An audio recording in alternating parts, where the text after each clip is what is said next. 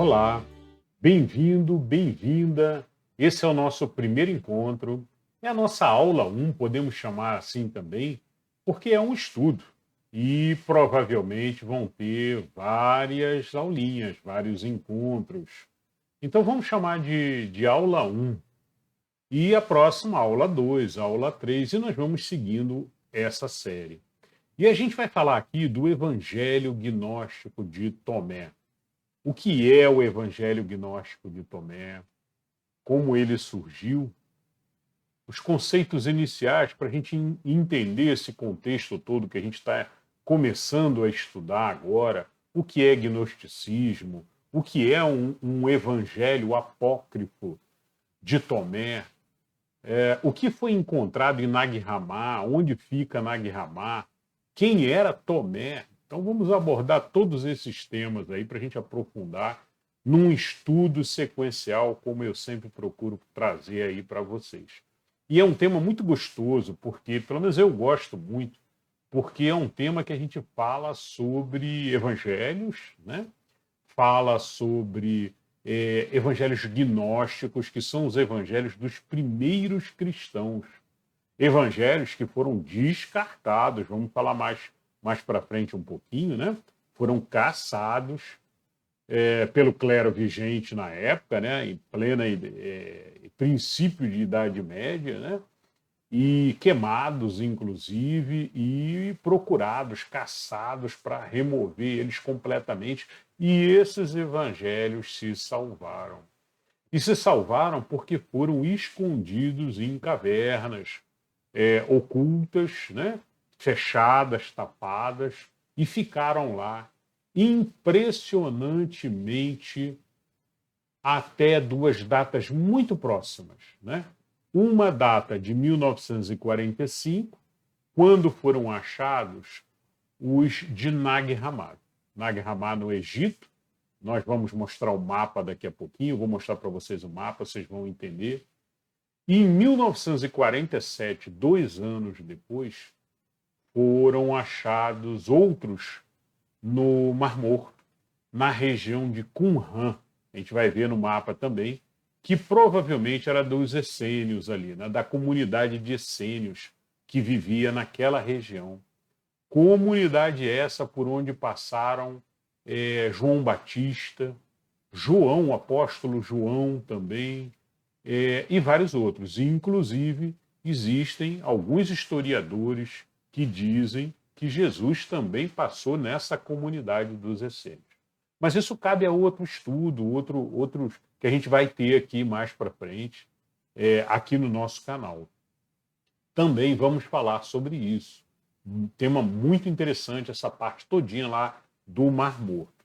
Mas nosso foco aqui é o Evangelho Gnóstico de Tomé, encontrado em Nag Hammadi, que não faz parte dos evangelhos canônicos. Foi retirado, foi proibido, foi considerado fora dos padrões que eles queriam colocar como os padrões vigentes da igreja que estavam construindo. Muito bem, e aí tiraram não só o Evangelho de Tomé, mas vários evangelhos foram caçados, vários textos foram caçados, né? Pessoas queimadas na fogueira, e isso daí é um tema aí triste da nossa história, mas que a gente não pode tapar, não pode cobrir, não pode tentar esconder, né? Infelizmente, se a gente procura hoje em Wikipedia e em outros canais, a gente encontra meio que camuflado, nas entrelinhas, às vezes num terceiro ou quarto parágrafo, um pequeno comentário falando sobre isso. Mas não podemos esquecer, não podemos deixar a nossa história esquecer isso. Tá? Bom, então, continuando o tema aqui, foi encontrado então em 1945 e em 1947. Vejam a sincronicidade, né? Carl Jung provavelmente falaria que, olha, isso é uma sincronicidade de Deus, né? Divina, porque ficou oculto, guardadinho até o momento certo que chegaram à conclusão de que poderiam aparecer. Olha como trabalha a espiritualidade, como trabalha Deus, como trabalha todo o universo em si trabalhando para chegou o momento. Agora vocês vão conhecer. Isso foram encontrados não porque tinham pesquisadores pesquisando, localizando, historiadores pesquisando, procurando eles. Não, não, foram encontrados por pessoas simples do povo, né, que cuidavam de ovelhas, que estavam caminhando e de repente procurando, ou também pessoas que trabalhavam com agricultura na região e tudo, né? E eles estavam procurando fertilizantes, folhas e coisas desse tipo para utilizar em fertilização da sua agricultura. E aí encontraram em uma determinada caverna, encontraram um frasco, né? Dizem que jogavam uma pedrinha, a pedrinha caía e fez um barulho estranho quando jogou naquele buraco lá, naquela caverna. E aí ele, plec, fez um barulho assim como se tivesse batido em algo, né? Alguma coisa ali.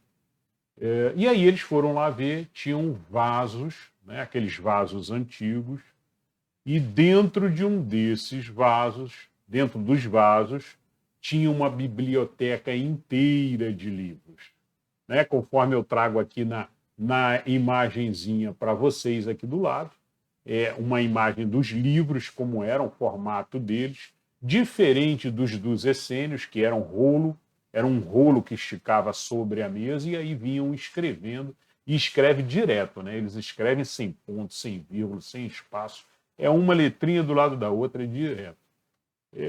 É difícil de ler, né? Bom, esses aqui foram encontrados no Egito, né? Então, a maioria deles está em cópita antigo. O que são os cópita, né? Os cóptas são os antigos egípcios, né? Descendentes dos egípcios das pirâmides, aqueles egípcios bem antigos mesmo. E eles tinham essa escrita, que se chamava escrita em cópita, né? E aí tem que ser traduzido, tem que passar por historiadores, né? E alguns outros textos escritos em grego. E por que escritos em grego, né? Porque os gregos viviam nessas regiões todas aí do Egito também, estudando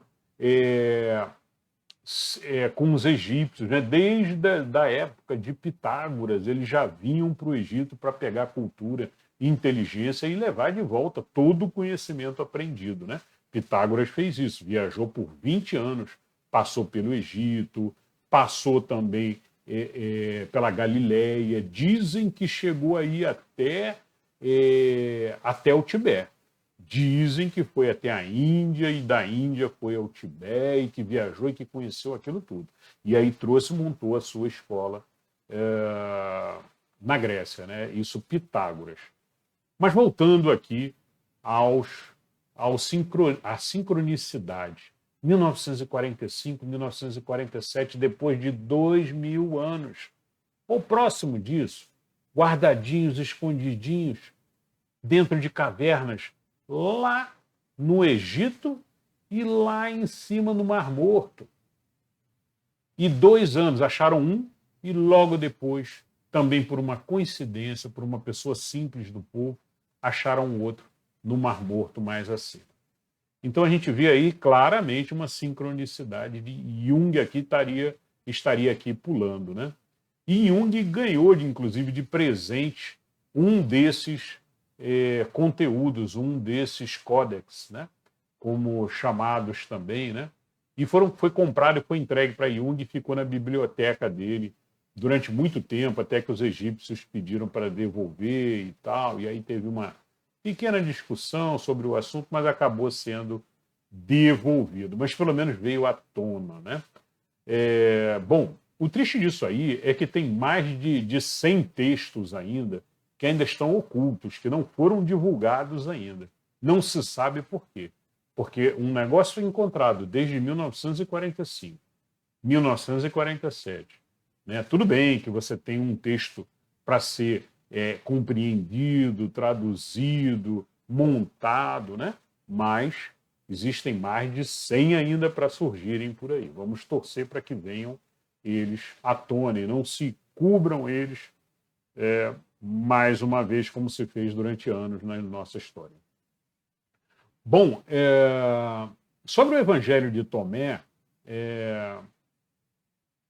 vamos falar sobre gnose, né? Então vamos aos conceitos básicos agora de gnosticismo para a gente poder começar a aprofundar no Evangelho de Tomé, no Evangelho gnóstico de Tomé. Bom, aí eu trouxe aqui um mapinha aqui para vocês, para entender aqui a região, né? Essa região aqui é do lado de cá, não sei se vocês estão vendo aí meu mouse, espero que estejam, né? Essa região daqui é o Rio Nilo aqui, né? E essa região todinha daqui é o Egito, né? Região do Egito. Aqui em cima fica Alexandria, né? Onde tinha antigamente o farol de Alexandria e tudo, uma cidade maravilhosa, com uma biblioteca maravilhosa também. E os europeus, os gregos também vinham para cá para conhecer essa biblioteca, era comum isso, principalmente os estudiosos, né? Porque era uma cultura maravilhosa, só que foi destruído várias vezes e a biblioteca também se perdeu, destruída também. Muito bem. E Nag Hammadi, então, fica aqui embaixo, olha, nessa curvinha aqui que o Nilo faz aqui embaixo. Eu coloquei até aqui uma bolinha aqui, ó, azulzinha, para marcar, né? Ela fica ali nesse ponto, Nag Hammadi, tá? E o Mar Morto fica aqui em cima, olha, do lado direito eu botei também uma bolinha azul para mostrar a região de Qumran, que fica a noroeste do Mar Morto. Região aonde foram encontrados também outros evangelhos gnósticos. Esses de Qumran, ali em cima, no noroeste do Mar Morto, provavelmente, muito certo, os historiadores dão como 100% ali, de pertencerem à comunidade dos essênios, que ficava nessa região e que foi antigamente dizimada pelos romanos, né? Os romanos atacaram e destruíram tudo. Talvez tenham sido escondidos durante esses ataques aí, tenham corrido com o que eles conseguiram para a biblioteca, ou talvez tivessem até algumas cópias guardadas já esperando por isso, né? E ficou lacrado dentro das cavernas durante muitos anos, até que foi encontrado esse de cima, do Mar Morto, em 1947. E o daqui de Nag Hammadi, em 1945. De lá para cá, vieram fazendo traduções, tentando encontrar, chamaram estudiosos do mundo inteiro, inclusive vieram estudiosos do clero vigente, principal, dos canônicos, né? Da ortodoxia católica, e também coordenaram essa pesquisa, né? Esse estudo. Muito bem. Então, eu queria mostrar aqui a região, eu trouxe aqui mais um mapinha aqui. Pronto, agora um mapa aqui tirado aqui de uma ferramenta mais moderna, né, com uma foto mais moderna, então você tem nomes modernos que não existiam na época aqui, né? E você tem aqui, então, a marquinha aqui de Qumran, do lado aqui do Mar Morto, mais ou menos como eu tinha mostrado antes. E aqui embaixo, no canto esquerdo e inferior, você vê aqui Nag Hammadi, né, exatamente nessa posição aqui, na hora que o rio vai fazer a curvinha ali. Tá bom? Bom, pessoal, então é isso. Contextualizado, enxergamos aqui. São os mesmos documentos? Não. Não são necessariamente os mesmos documentos, mas têm textos muito próximos um do outro, né? Tem textos que parece que foram escritos por pessoas que estavam no mesmo convívio, na mesma época, na mesma... Né? Esses textos, vamos lá, são textos são papiros, né, de mais ou menos datados, foram feitos testes de carbono neles e tudo, né, testes de carbono, e chegou-se à conclusão de que eles são mais ou menos de 300 depois de Cristo. E alguns mais antigos, alguns de 120 a 150 depois de Cristo. Aí vale um parênteses aí para comentar de que, olha, alguns historiadores estão pesquisando e tentando comprovar que Jesus viveu no século I, e não no século zero. Então, a contagem lá atrás que se fez da data para esse, quando é que ele nasceu mais ou menos e tal, para a gente marcar e começar a calcular quanto tempo a gente tem até hoje e tal, montou-se esse calendário que nós temos hoje, né? Mas foi feito indevidamente, com erro, pelo que esses historiadores, não é um historiador, não, é um conjunto de historiadores que tem essa ideia da data de Jesus ter nascido ser, na verdade, no século I. Isso valoriza mais ainda esses documentos, porque você veja, esses documentos de 120 e 150 teriam sido escritos provavelmente na época de Jesus, né? Os de 300, ok, mais 200 aninhos à frente, né? Mas mesmo assim, evangelhos mais antigos do que os evangelhos canônicos que nós temos hoje, que foram escritos lá bem após isso, né? Na Idade Média mesmo, bem após isso aí. Então, eles ainda chegam a ser mais antigos do que os canônicos que nós temos hoje. Muito bem. Então, vamos falar agora sobre gnose. A gente começou a falar e aí mostramos um mapa, agora voltamos. Gnose. O que é o termo gnose? Gnose, digo gnosticismo, né? Gnose significa, se você pesquisar, você vai ver conhecimento. Mas é mais do que isso, é muito mais. Para os gnósticos, né? É muito mais, não é conhecimento. É uma sabedoria espiritual. É uma doutrina de pensamento espiritual, aonde você tem que constantemente estar se aprimorando, procurando esse conhecimento para conseguir elevar o teu ser. Então, mais ou menos naquela história semelhante, aproximada ao que a gente vê no Oriente, que fala constantemente nos textos budistas, hinduístas, que falam sobre você se conhecer, você estudar a si mesmo, aprofundar-se para se conhecer. Nós vamos encontrar muito isso aqui nos textos gnósticos também. E é muito lindo quando, pelo menos eu acho muito lindo, muito bonito, quando a gente vê as doutrinas, as filosofias se encaixando numa direção comum. Não todas, a gente sabe disso, mas no caso aqui do gnosticismo, né, inclusive com o espiritismo também, a gente vê muita semelhança, porque o gnosticismo ele tem muito espiritual. Eles lidavam com mediunidade o tempo inteiro. As reuniões dos primeiros cristãos eram o tempo inteiro mediúnicas, com profecias, os profetas que vinham e que falavam por Pedro ou por outro qualquer. Então, em vários textos que foram encontrados, como eu disse, não foi só o Evangelho de Tomé que foi encontrado, foram vários textos, e ao longo do nosso estudo eu vou falando gradativamente, a gente vai falando sobre eles, mas foram vários textos, e nestes textos a gente vai detalhar cada vez mais aí o gnosticismo e a semelhança dele ou a diferença com as outras religiões também, o que é sempre muito bom, muito gostoso da gente fazer. Tá? Bom, aí vale um parêntese meu também para dizer o seguinte. Eu acredito muito que tem muita coisa boa no gnosticismo. Eu, pessoalmente, gosto de muita coisa, mas não abraço todas as ideias do gnosticismo. No meu pensamento, na minha razão noética, eu tento procurar o que há de melhor em todas as filosofias, o que há de melhor ecleticamente, selecionando, em todas as religiões ou filosofias, desde as filosofias gregas até as filosofias mais antigas, brahmanistas, do hindu, do budismo, até o gnosticismo também, dos primeiros cristãos. Então nós vamos falar muito sobre isso ainda pela frente, e a intenção aqui é justamente a gente conhecer, e extrair a sabedoria do que há de melhor.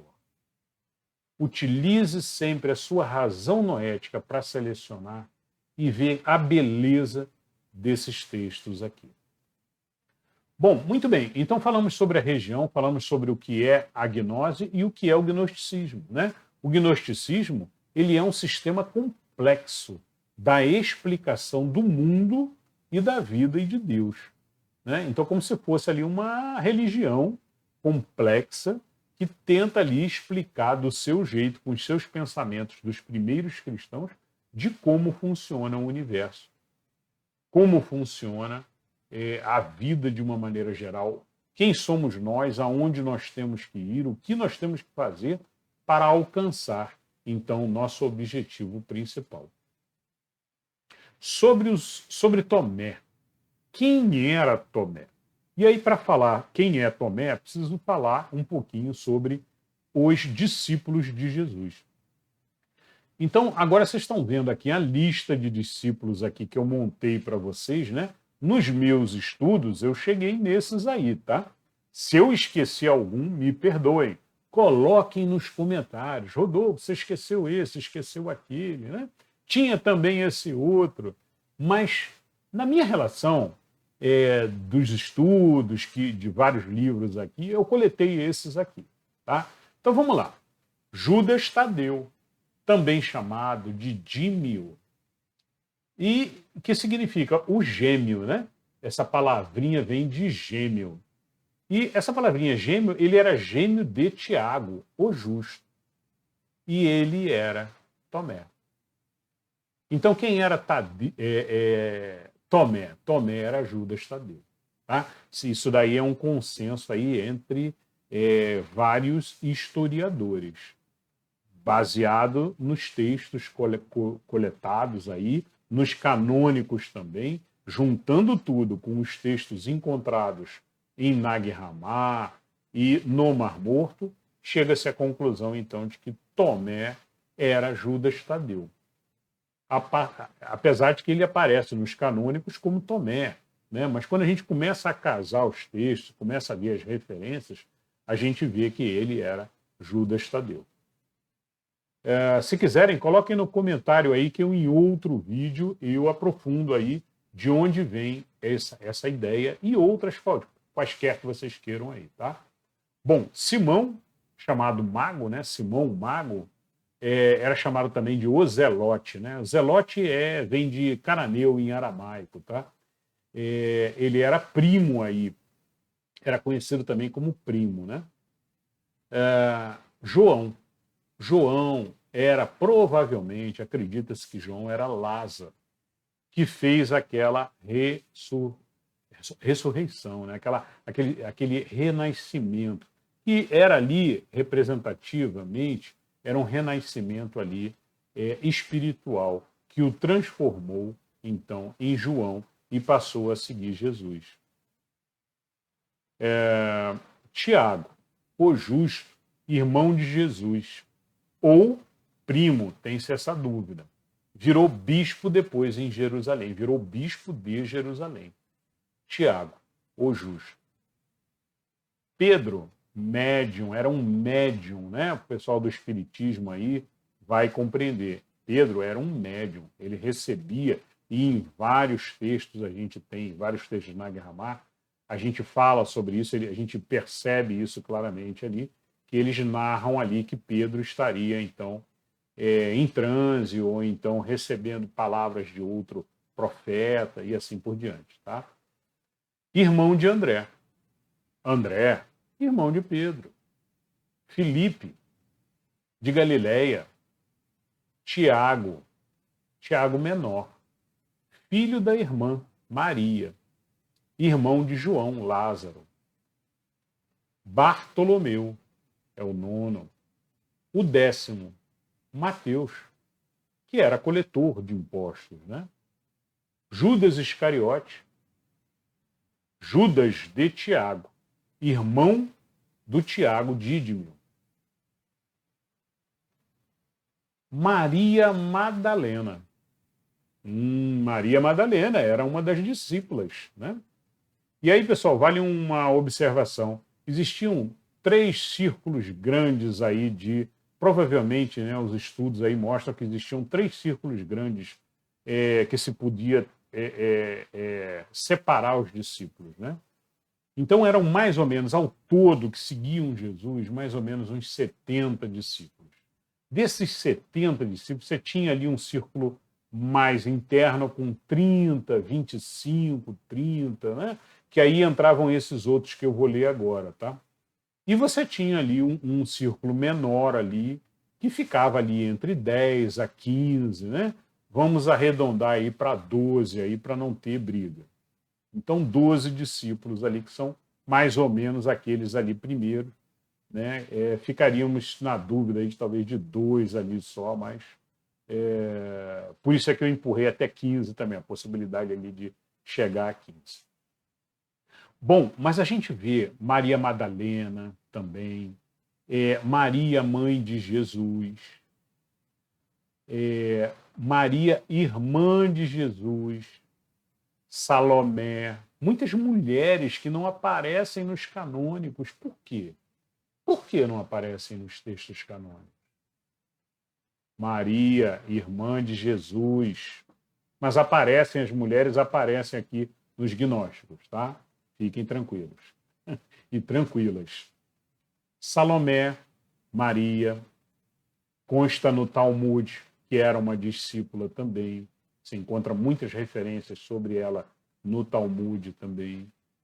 Talmud é um texto judaico, né, que a gente, dos princípios, dos primórdios aí, é onde a gente tem muitas referências também sobre os discípulos.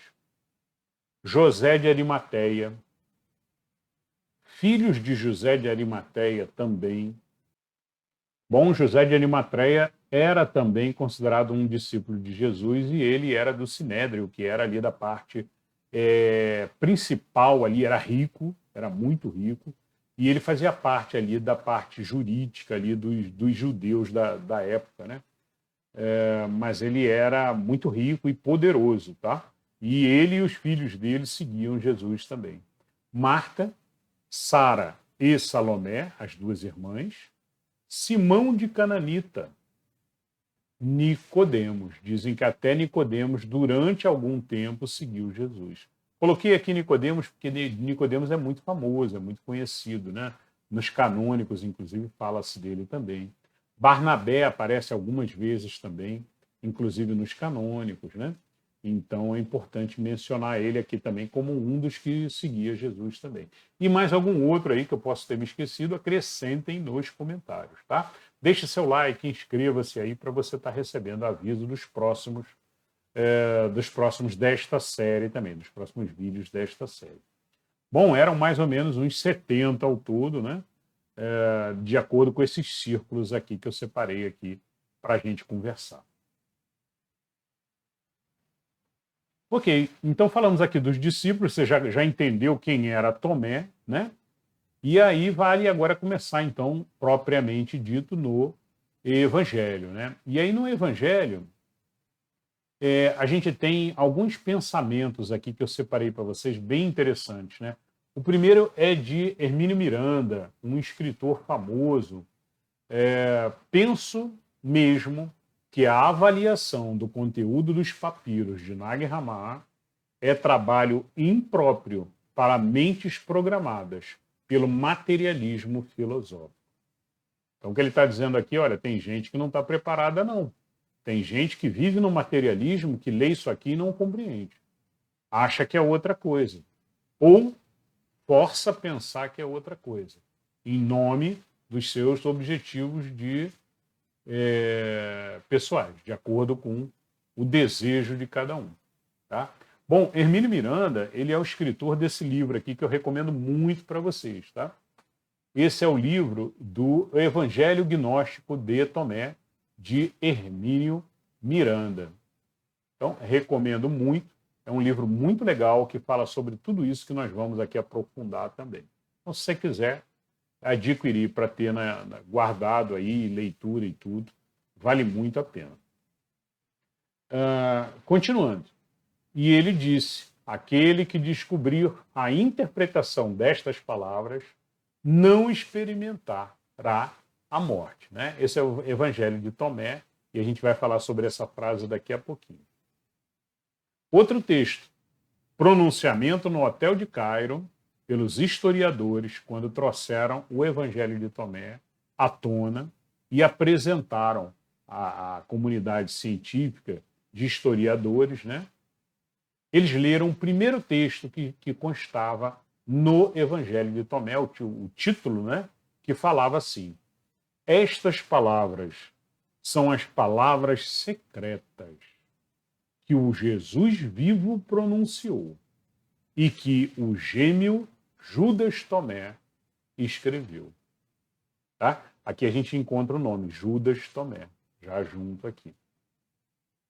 Então isso é como começa o Evangelho de Tomé.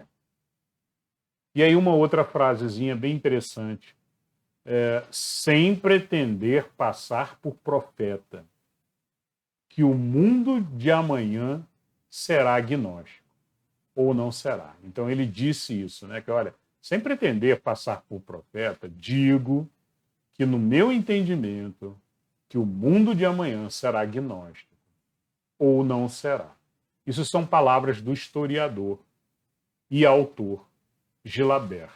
Também tem alguns livros gnósticos também, bem interessantes, tá? Mas o que ele está dizendo aqui é o seguinte: o gnosticismo ele une muito as nações, as filosofias, a cultura. Né? O conhecimento do gnosticismo é muito próximo, como eu já falei, muito próximo dos conhecimentos do Oriente, dos conhecimentos do Egito, dos conhecimentos gregos, dos conhecimentos dos primeiros cristãos. Né? Então é isso. Bom, falando sobre os primeiros cristãos eram gnósticos.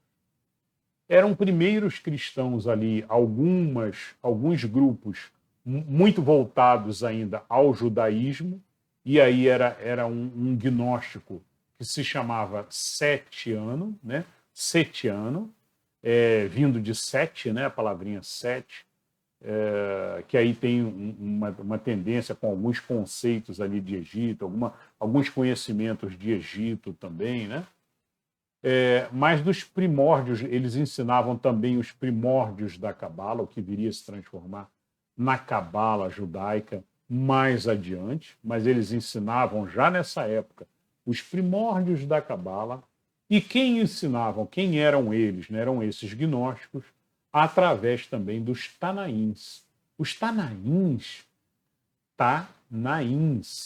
eram sábios judeus, né? Podemos dizer que rabinos, né? No conceito assim de sábios judeus, que andavam pelaquela região toda da Judéia e andavam levando os conhecimentos como se fossem ali os sábios, os rabinos, por todas as regiões. Tá? Muito semelhante como Jesus fez, né? Caminhando entre as cidades e levando o seu conhecimento, passando adiante. Né? A era dos Tanaíns começou mais ou menos uns 100 anos antes de Jesus e foi até 100 anos depois de Jesus, mais ou menos. Tá? E os Tanaíns, eles então, nesse grupo judaico de gnosticismo, eles também utilizavam os conceitos primordiais dos primeiros Tanaíns. E aí divulgavam para os seus grupos de gnosticismo também, dos primeiros cristãos judaicos ali. Existiam também os gnósticos ali essênios, né, que vieram ali do grupo de Qumran, e que foram... E existem vários outros gnósticos que se espalharam, tanto no Egito, quanto na Europa também, e foram ali pelo mundo todo, ali na França, na Alemanha. O gnosticismo se espalhou nos primeiros anos, nos primeiros 300, talvez 400 anos, se espalhou muito, né? Até o ponto que viram, então, o clero vigente, que estava querendo, então, construir e formalizar a sua igreja, viram como uma ameaça ao seu ideal ali de religião. E aí o que fizeram? Começaram a caçar, mas caçar para matar, para queimar. E aí começaram as cruzadas, né? As cruzadas começaram infelizmente, com a matança no sul da França. Tá? Todo mundo lembra de cruzadas, pensa o quê? Pensa Jerusalém, pensa o exército cristão vindo para Jerusalém para atacar os muçulmanos malvados e tal, né? Então essa é a ideia que foi vendida, mas a história é diferente. A história começou com um ataque contra os cátaros, povo cátaros. Se vocês pesquisarem, vocês vão encontrar pequenos detalhes comentando assim no terceiro, quarto, quinto, lá embaixo, né? Você vai encontrar pequenos comentários falando sobre a morte dos cátaros, mesmo assim muito en passant, né?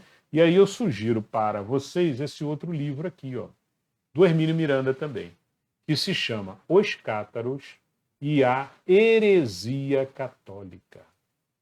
Os Cátaros e a Heresia Católica, que foi uma matança ali de mais de 100 mil cátaros ali, da população toda ali que existia de cátaros no sul da França, aonde mataram homens, mulheres, crianças, queimaram vivos homens, mulheres, crianças, dizimando aquela população toda ali. Para quê?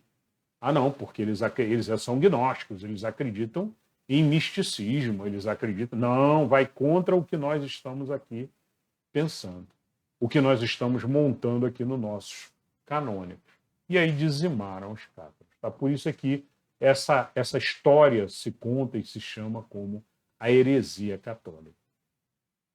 Depois, as cruzadas seguintes, aí vieram então atacar os outros povos também com a mesma pretensão, né? Se tiver fora dos padrões, se tiver, é bruxa, vai queimar, né? Bom, mas eu não vou aprofundar nesse tema. Vamos olhar o que é bom, o que tem de conhecimento bom no Evangelho de Tomé. E nos outros textos gnósticos que eu vou trazer mais para frente para vocês também. Tá? Bom, continuando nossos comentários aqui.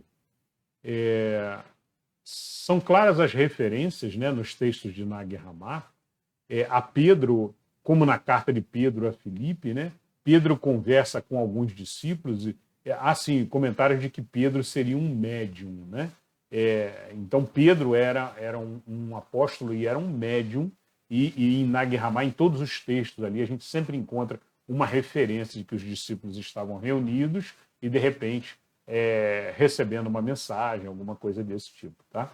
Então, Pedro era um tremendo de um médium. O pessoal do Espiritismo vai compreender muito bem isso. Pedro conversa com alguns discípulos e recebe... Olha, tem um texto na carta de Pedro a Filipe.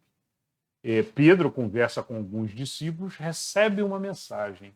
Vem Jesus e começam a curar. Então, é um dos textos aí bem bacana, bem interessante. Outro comentário interessante. Paulo era o apóstolo gnóstico, chamado assim por alguns. Era muito espiritualizado e passou diversas mensagens com um teor gnóstico. Talvez depois desse estudo que a gente vai fazer, você comece a reconhecer esse teor quando começar a ler as cartas de Paulo, por exemplo, né? Bom, e aí um outro comentário, uma outra frase bem interessante. Toda busca intelectual é uma busca gnóstica. Gnosticismo é estudo, aprendizado. Toda busca intelectual é gnóstica. Então, o que nós estamos fazendo aqui neste momento é gnosticismo, é estudar, é uma busca pelo conhecimento, que é um dos preceitos aí do gnosticismo. Falando um pouquinho sobre gnosticismo e cristianismo, só para a gente entender, né?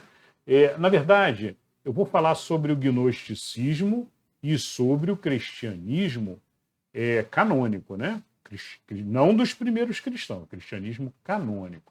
Gnosticismo, cristianismo canônico. Diferenças.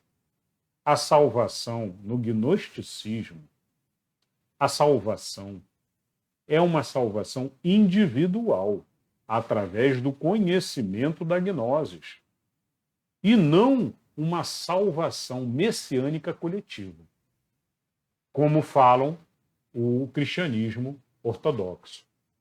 Então, você tem que se esforçar, né? Como acredita-se no Espiritismo também. A salvação de cada um é a elevação do ser. Como está no budismo, como está em toda a filosofia oriental, é assim. Toda a filosofia oriental. Elevação do ser. Encontro com Deus individual daquele ser. Não significa largar os outros e parar de pensar nos outros, não. Ao contrário. Quando você encontra a si mesmo e começa a se elevar nesse caminho de elevação pessoal, você começa cada vez mais a olhar para os outros que estão ao seu redor. E aí começa um trabalho de compreender e a ajuda aos demais. Dicotomia, então, da salvação versus a libertação. Conhecereis a verdade e a verdade vos libertará. Essa frase todos já ouviram. Jesus falou: conhecereis a verdade e ela vos libertará. Não é? Claramente, a libertação é através do conhecimento e em caráter individual. E não uma salvação messiânica coletiva. Alguém vai descer, né? Jesus vai descer, Deus vai descer e vai falar assim: olha, estão salvos. Os que estão nessa religião, os que foram batizados, esses estão salvos, podem subir a escadinha. Os outros que são de outra religião ou que não foram batizados, aí, não, esses não. Né? Faz sentido isso para vocês? Exatamente. Então, esse é o conhecimento do gnóstico, né? É a elevação com estudo, com práticas no dia a dia. Que práticas são essas? Práticas de amor, práticas de cristianismo puro, primordial, podemos chamar assim, aquele cristianismo real, de amor ao próximo, caridade, fraternidade, e isso eleva o ser e isso vai levar ele à salvação. Tá? Agora, para chegar nesse nível, é estudo, disciplina, retidão constante. Muito bem. Outro, o reino dos céus. Seria, assim, um achado interior de cada ser, e não um local geograficamente delimitado, onde se entra e sai. Lucas, aí eu vou citar, Lucas, capítulo 19, versículo 20, né?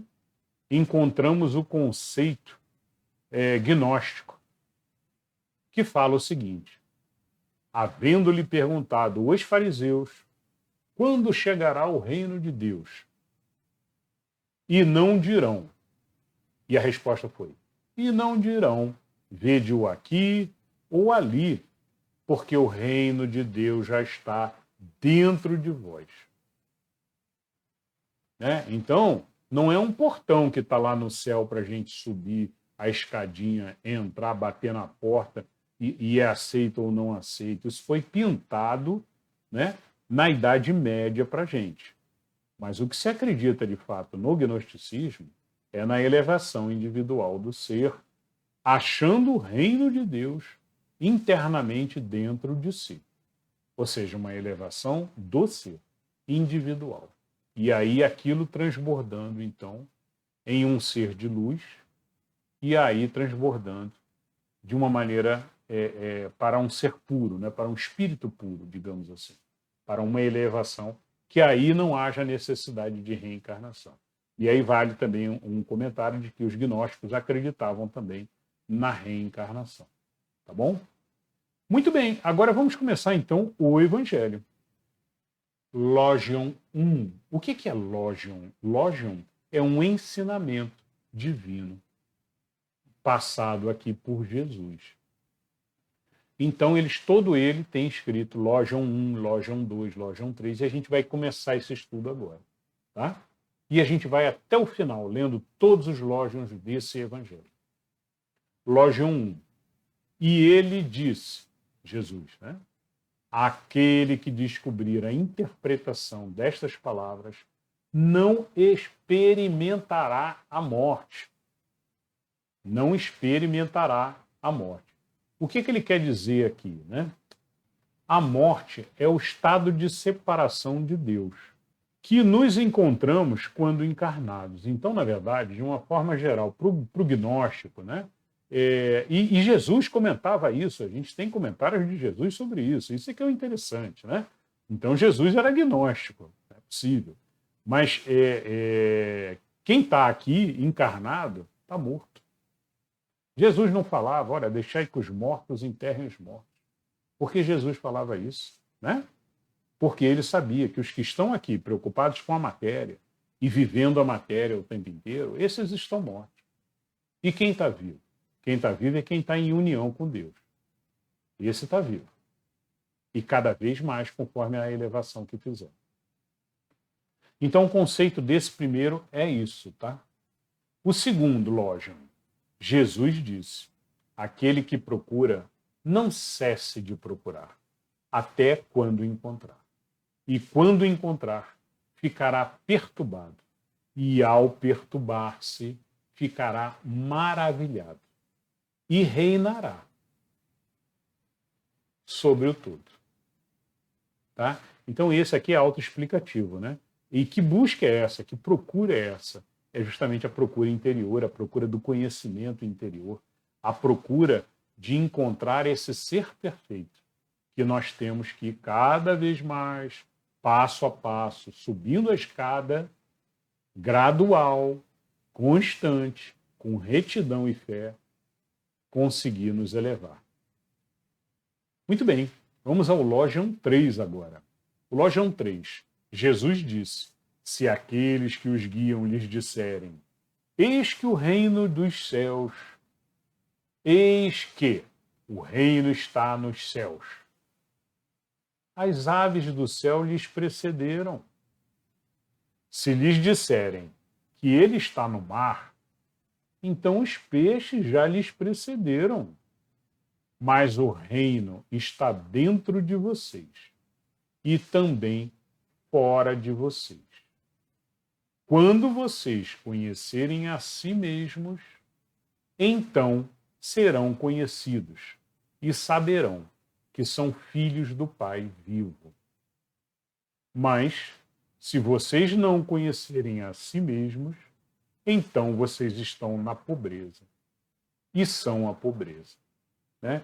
Então, muito lindo, eu acho muito perfeito e encaixa com o Logion 2 anterior.